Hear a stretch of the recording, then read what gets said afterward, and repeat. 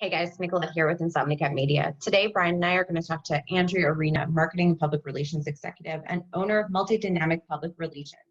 Us three Hofstra alum are going to talk all things marketing, including the hybrid marketing professional. All right, stay tuned.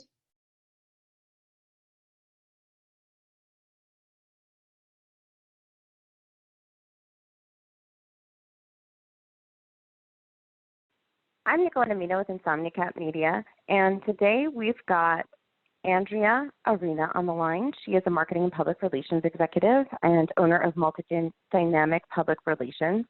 Hi, Andrea. Hi, Nicolette. Thanks so much for having me on. I appreciate it.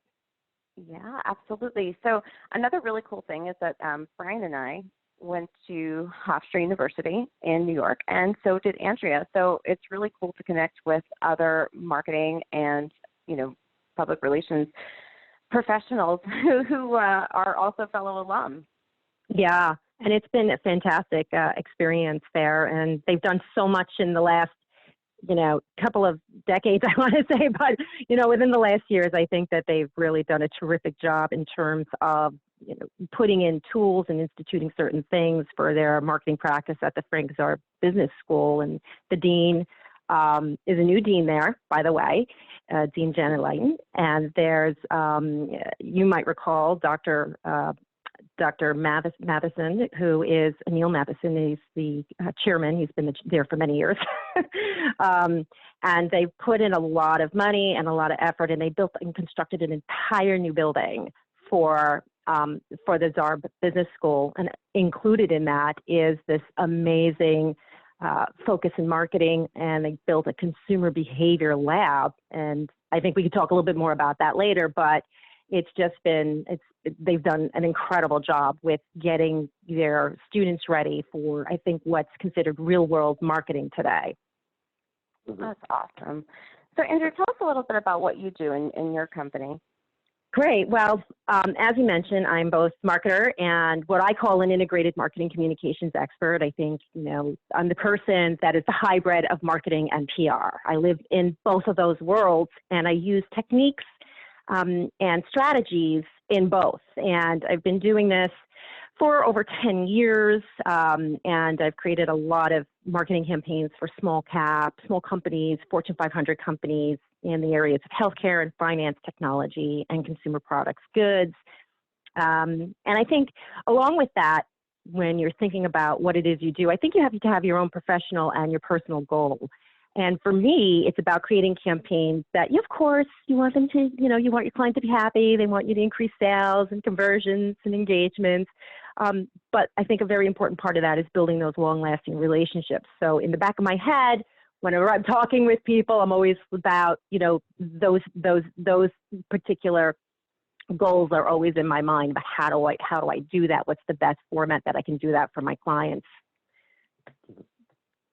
That's awesome. So, we've actually been talking to a lot of PR people lately, and we've noticed, right, Brian, that like this kind of merge, like you talked about, that hybrid of PR and kind of content marketing, Well, and it's interesting too. It's not just PR people. It's almost all agencies. You have this convergence of PR people, agencies, and marketers all coming into the same realm around content. Really, I mean that's where it seems to be the focal point in many cases.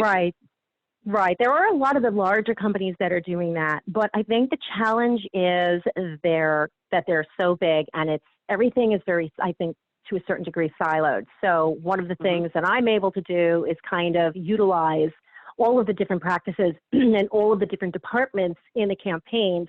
And that's a very untraditional, new sort of way of thinking for a lot of people who've been in the industry 15 plus years. They just don't know, or they're not comfortable with the breadth of new technologies and new way of thinking that comes with all of these, that basically comes with the convergence. So when we're talking about content marketing, there is a specific formula for content marketing. And of course, that's, it's not only writing, but it's relevant writing, right? It's incorporating SEO, into that as well, so that you can lift your rankings and you know that you're using the proper keywords, even to be found on Google. And then the other part of that is the pure strategy that goes along with content marketing. So when I think of content, I don't think of it as sort of in the olden days where we look at it as a tactic. Oh, let's write let's do an infographic as a filler just to, send to our consumers or our customers so that we can show them, what we've been doing or what we've been up to or the new product. Now it's really content marketing has become a strategy, a bucket of marketing in its own, and certainly a bucket in PR in its own.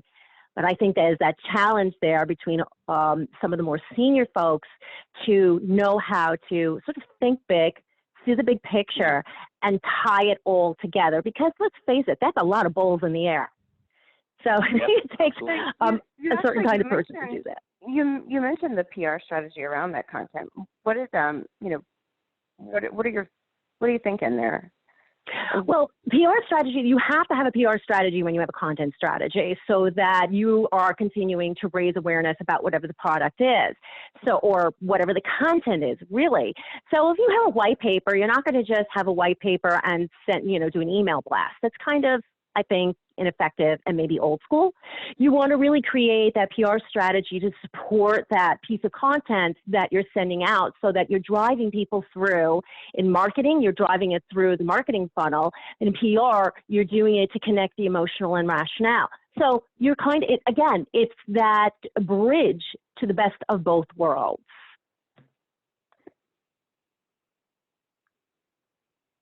So back in August, to this point, you published an article on LinkedIn, and that, caught my attention. Whenever I see something that kind of goes against what I think or believe, I am immediately drawn. So, you talked about how content is not king, right? That good content can have a significant impact. So what did you mean by that? Wouldn't you say then if it has such a meaningful and significant impact that it is king? Yeah, look, we've all experienced this.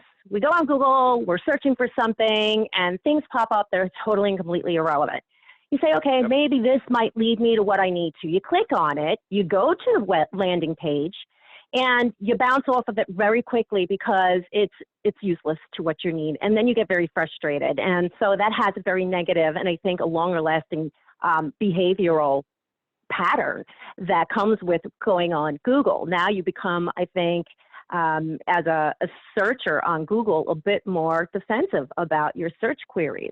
And so I think a lot of content has to be written in a way to understand the different kind of search queries that people are looking for, not just the content that you want to write, frankly, but there are different kinds of search queries that you have to write to. They are your audience. So if it is, cost, you want cost effectiveness or, low price, that is the kind of article or that's the kind of content that you have to speak to that audience. If it's education, right, you're at the top of the marketing funnel and you're educating people about your product, well, then it's a lot of maybe do it yourself or a lot of just educational information. Of course, the final is purchasing and conversions, and that would be, why you would need to buy this product and maybe why you would want to do it before a certain amount of time.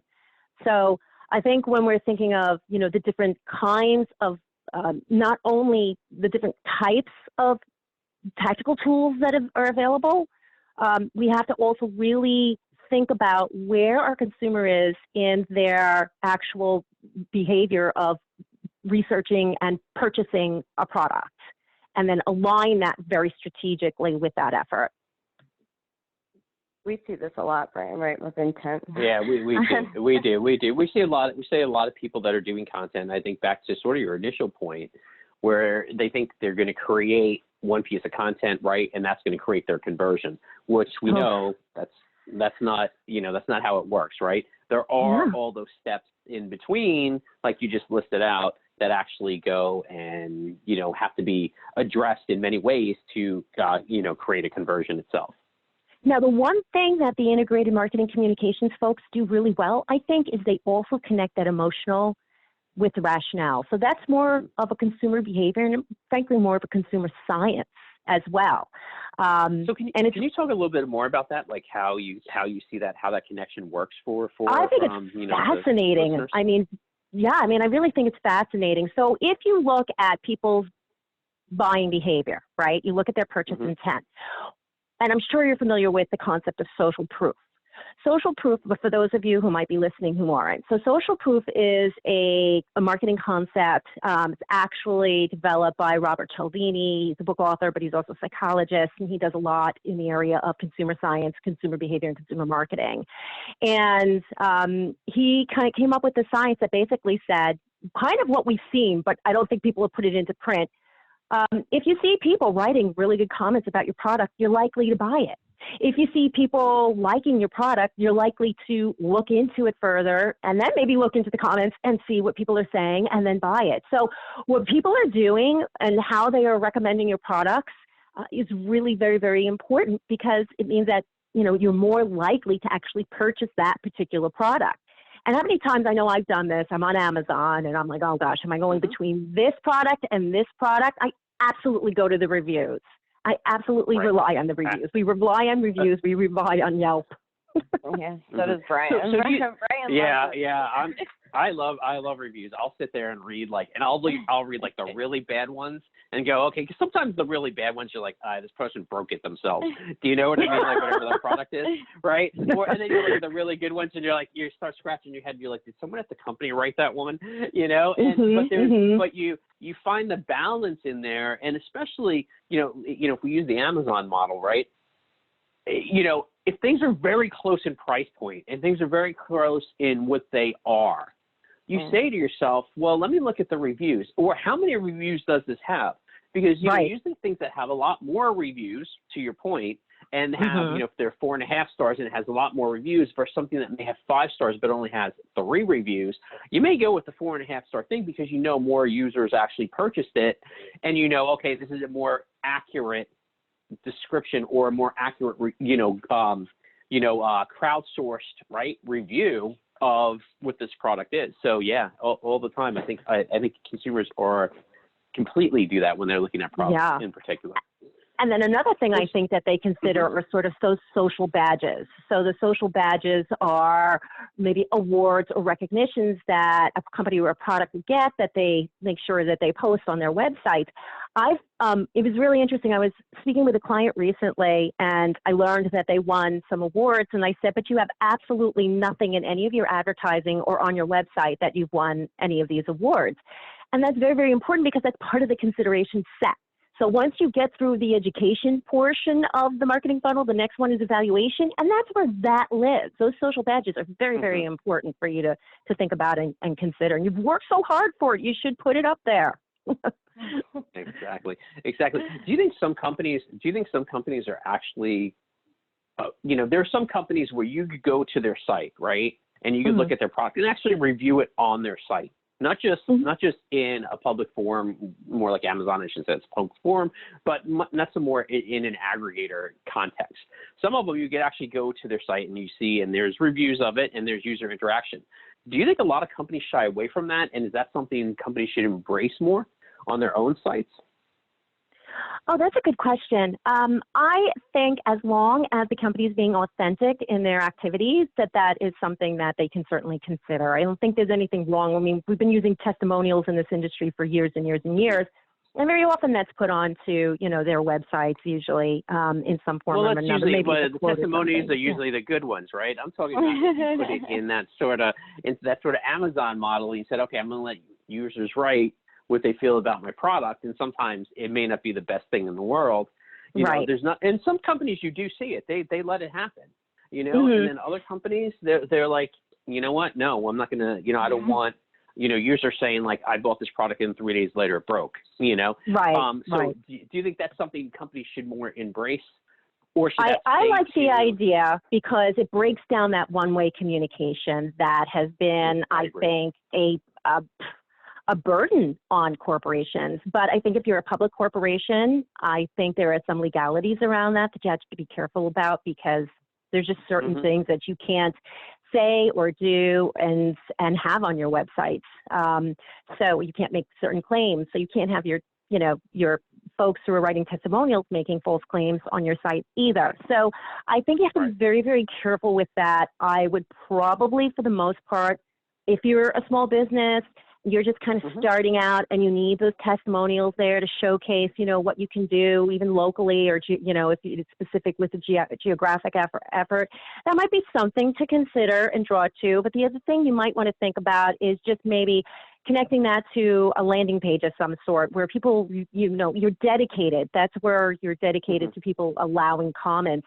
I think years and years ago, corporations used to allow agencies, marketing agencies and PR agencies to write to create these testimonial books that they used to showcase to, their sales folks and whatnot. And I remember putting those together.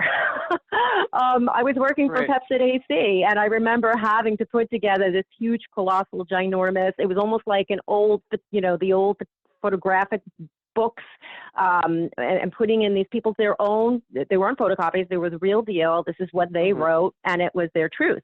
But you did have to be very careful about what you put in, because even then, you could not put in like somebody writing something that in which the product was not indicated for. Can't put that in because you can't market it that way. So again, I think it's just, I would love for them to embrace it if they can. I think they just need to be very, very careful, and we're probably not going to see that with large corporations in the same way. They'll use social media, I think, as a form to do that. Yeah, because I think because we've all gone to sites and there is it will say reviews, and sometimes you hit that reviews and it's not really reviews. It's what you're talking about. It's pieces where people said, hey, I like this, and they're just posted there and they're static, versus like a real, here's, the 5-star system or rating, and here's the user's, commentary sort of in that live forum where you could go and you could add to that. And it's interesting too, because a lot of companies, and I'm just going to use Amazon again, they start verifying, is this a real now it's a real purchase, like a verified purchase. So if people are putting junk in there, it's sort of community policing, or I should say company policing, because now Amazon has gone, this is a verified user who has purchased this actual item, so we know they got it. And they even what's interesting too is they let users put in images. So like, for instance, I bought a new firewood stand, right? And I'm looking, and almost everyone had images of this, the firewood stand collapsing from the weight of the wood, and it would show where the joints broke. So I'm like, oh, let me look at one that doesn't have a joint like that, so that way I know it's gonna help hold up better. But it was interesting because they were actually giving the user proof whether it was good or bad, right? Because some people put up really, this is the most beautiful firewood holder I've ever purchased, and they would put a picture of it there. So they were giving them both levels, like the proof to it's good or it's bad, with images even. Yeah, yes. Well, and those images are a part of that social proof that we talked about before. So it's all kind of wrapping in together. Well, Andrea brought up a good point about social media being that place for those reviews now. So my question is, do you really even need any of that on your site? If you have a good social strategy in place, then really you need someone to monitor your social channels, because that's where I review everything. I head to Facebook, I head to wherever I need to review things socially, and I put my reviews there. That would be my first place regardless. For me personally, if I was going to go anywhere, it wouldn't be a company site. So maybe that's moot in a sense if you have a social strategy.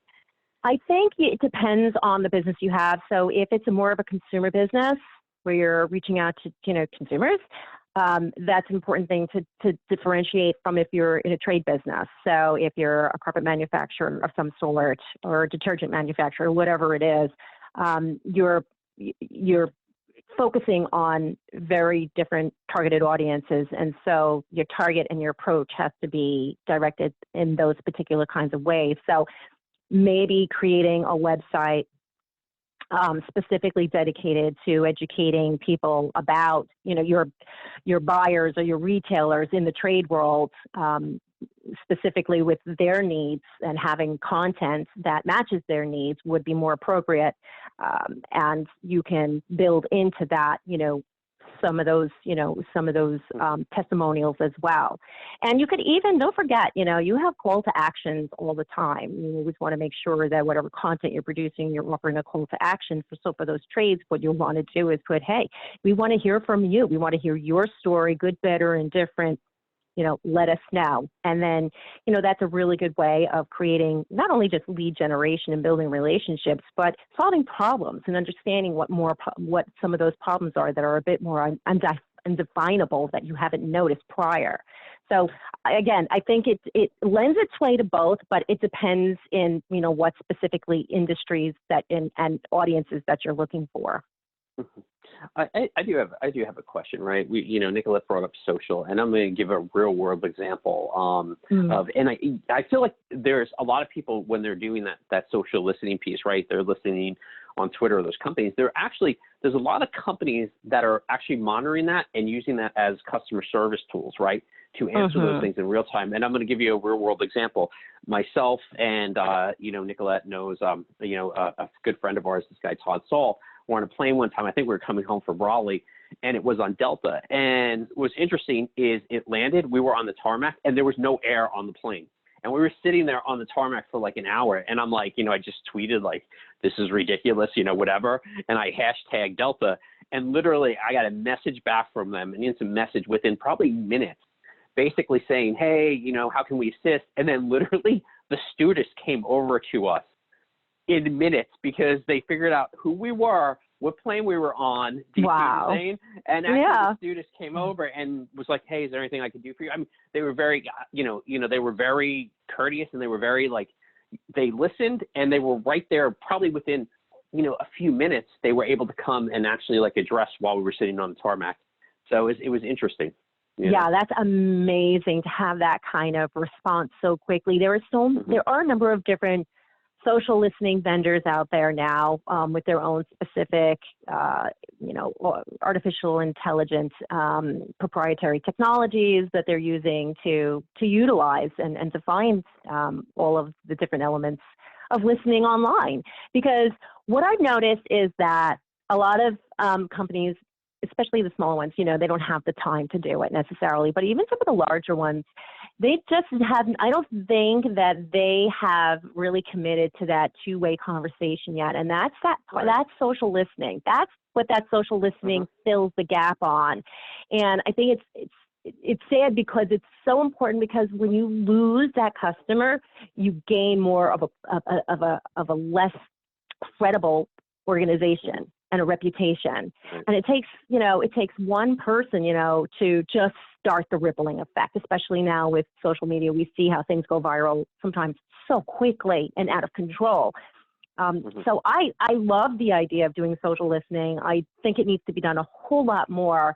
And I also think that social listening is important for the analytics side, so that you're pulling out information about your product. Again, this is like golden nuggets. This is information that you would never find unless you were doing a really expensive survey of some sort. And I think that people might be a lot more maybe honest in their emotions and their feelings on social media to some degree than they would perhaps in a survey, because either maybe they're getting paid or they just want to get through it, or whatever that reasoning might be. So I think social listening as an engagement tool and as a researching tool, and as a tool to help you identify, perhaps, new product opportunities or attributes, as well as some of the challenges, is a huge piece of business that is just perhaps we're only maybe on the cusp of. Right. No, I agree. And I think, sorry, Nicolette, I have one more question sort of around that. So I'm going to go back to that serious, like when she, at the end, she was like, yeah, is there anything I can do for you, or whatever the case is, right? But what was interesting is it was also personalized, and you mentioned earlier into like when we first started this conversation, it's sort of about, PR is about sort of connecting the human emotion. I forgot which words you used there, but like connecting that piece. How important is that to from the PR perspective, to go in, okay, this is a user, but this user is not just order number, 1,487. This order is, Brian DeLuca. and really customizing it. So how important does that become, and how should companies really, we know it's important, but how should companies really address that, in personalization to the users? I kind of think that that's become very standardized. I think, from, the Starbucks of the world where we see it and we just see how that has become an evolution in becoming just everyday practice. I mean, I don't know, I have to say, I don't know personally anybody that sends out generic emails anymore, dear sir or madam, or, everything really is very targeted, and it has to be. Usually if they are, they're spam, right? Yeah, you're right, 100%, absolutely 100%. And you know what? You're deleting it in 2 seconds, gone. Right. and you're putting it on your block. So that's another big deal. These companies are spending a lot of money on marketing and advertising and their email campaigns. Oh my gosh. So I was talking with somebody recently, and they refer to their email campaigns as email blasts because that's literally all they are, or email blasts. They have not used it or the analytics that go along with it yet to develop email campaigns. So they're a little bit old school, and it's a pretty big, I'm going to say it's a pretty big company, but they're pretty old school in that way, in that fashion. So I'm hopefully, looking forward to helping them really refocus their efforts so that they're, I think much more updated and targeting their audiences and utilizing all the different techniques and tools that are available.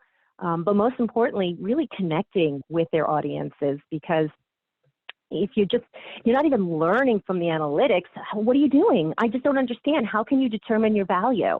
How do you know how much money you're making off of your campaigns? Do you know if people are really going to your websites? How long are your sessions? Are they going, how long are they going from one landing page to the website to something else? I mean, how long does it take for a conversion to take place? I don't know. So that's the wonderful thing about doing, email campaigns, is that they're really hardy in your analytics if you have the depth and knowledge to pull that information. It's going to be incredibly helpful and exciting, I want to say, because you're looking at end results, and I get very excited at end results. Absolutely.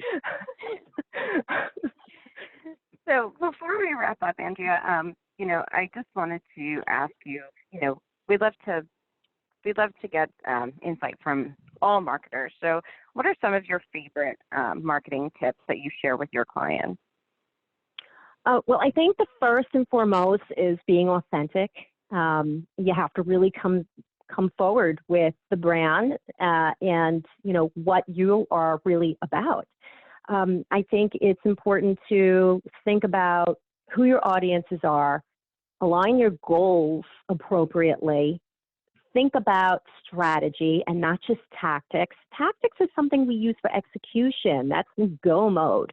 But your strategy is going to be the meat and chunk of your deliverables. It's going to be the meat and chunk of your conversions, or, people who are signing up for your programs or going to your websites or things of that nature. So you really want to make sure that you have some of these things in order to make sure that you're doing the best thing for your client. And do your research. Oh my gosh, do your research. Don't be afraid to recommend primary research as opposed to secondary research. Sometimes you need it. Oh, the other thing that I wanted to tell you about, because we did talk about it a little bit before, was about Hofstra, because you guys were interested in this a little bit. So Hofstra put $10 million into building a new building, and it's the new Frank Czar School of Business.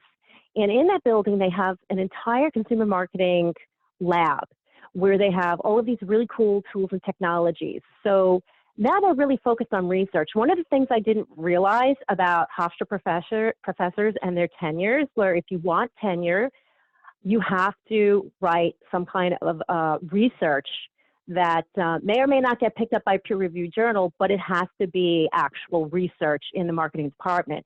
So they needed the right tools to do that. So they have now like eye tracking tools, so that when they're doing studies, they can actually measure where your eyes are reading on the page. They have built in an entire new focus room for focus groups, and I actually had to use the focus group for a project. For a client.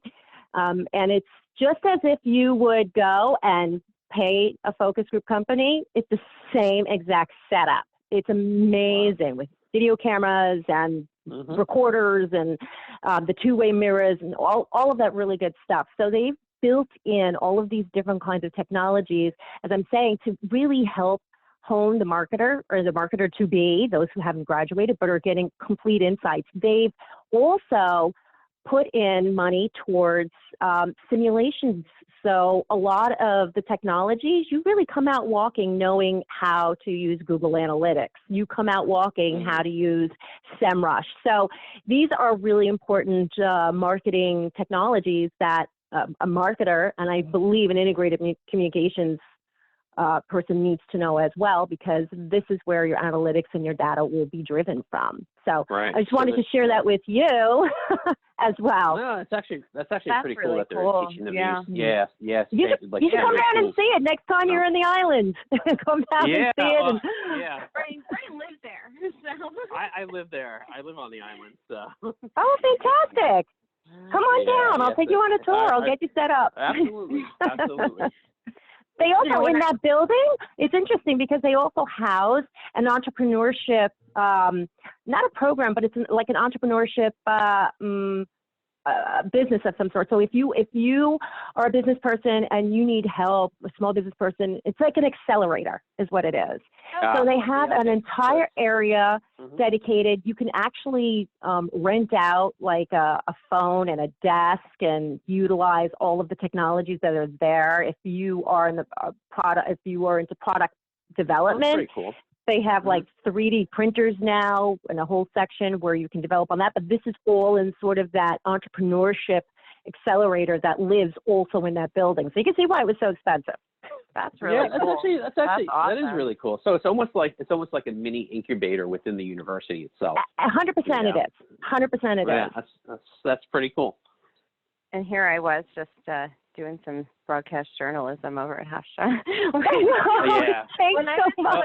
there, they didn't even have an online news. I was part of a group of students who started like the first online news website, and I had a professor who was talking about multimedia journalism and how it was going to be so big, and he made us all look at Twitter accounts and LinkedIn profiles. I mean, and this was, this was like brand new. I remember the students being so resistant at first, and it was now look. I was actually the news hub that we launched. We covered the first presidential debate that was held at Hofstra. So that was my gosh, that is amazing. That was super cool. Yeah, that is phenomenal. I will tell you this. I'll date myself a little bit, but I was the president of one of the associations when we inaugurated the Frank Czar Business School, and I was there working that event with the then dean and the then president of Hofstra. But and to come back, it was really like full circle and amazing. I loved it. That's awesome. That's awesome. Well, thank you so much again for having me on. I appreciate it. Yeah, no, thank you for joining us. It was really good to just chat about all things marketing, and we'd love to talk. And all things Hofstra. all things Hofstra, yeah. And I'm always available. So for any of your, listeners that want to give me a call, they certainly can, or they can connect with me on LinkedIn. I tell you honestly, I do a lot of business out of LinkedIn. So, so I would recommend those two ways. Awesome. Thank you so much for spending some time with us today, Andrea. I appreciate it. Thanks so much. Bye-bye.